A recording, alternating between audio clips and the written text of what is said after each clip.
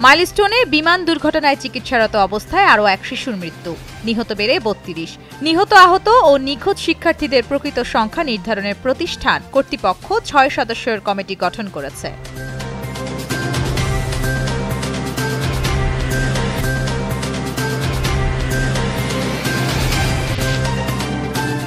বিএনপির ভারপ্রাপ্ত চেয়ারম্যান তারেক রহমান দেশের চলমান শোকাবহ পরিস্থিতিতে সব গণতন্ত্রপন্থী সহযোদ্ধাদের প্রতি শান্ত ও সংযত থাকার আহ্বান জানিয়েছেন।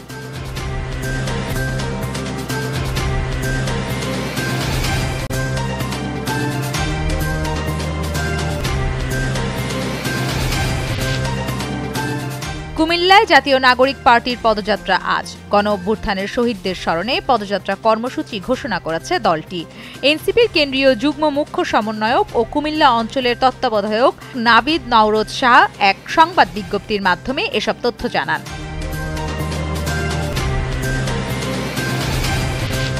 যুক্তরাষ্ট্রের প্রেসিডেন্ট ডোনাল্ড ট্রাম্প জাপানের সঙ্গে একটি বড় বাণিজ্য চুক্তির ঘোষণা দিয়েছেন। কয়েক মাস ধরে টানা আলোচনার পর এই চুক্তি হয়েছে বলেও জানান তিনি।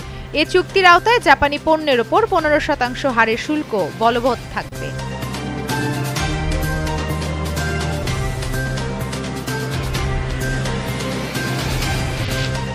৫ ম্যাচ টি-২০ সিরিজের দ্বিতীয়টিতে ৮ উইকেটের বড় জয় পেয়েছে অস্ট্রেলিয়া। ২৮ বল হাতে রেখেই ৮ উইকেটের জয় পেয়েছে অস্ট্রেলিয়া। ক্যারিয়ারের শেষ ম্যাচে ১৫ বলে ৩৬ রান করেন রাসেল।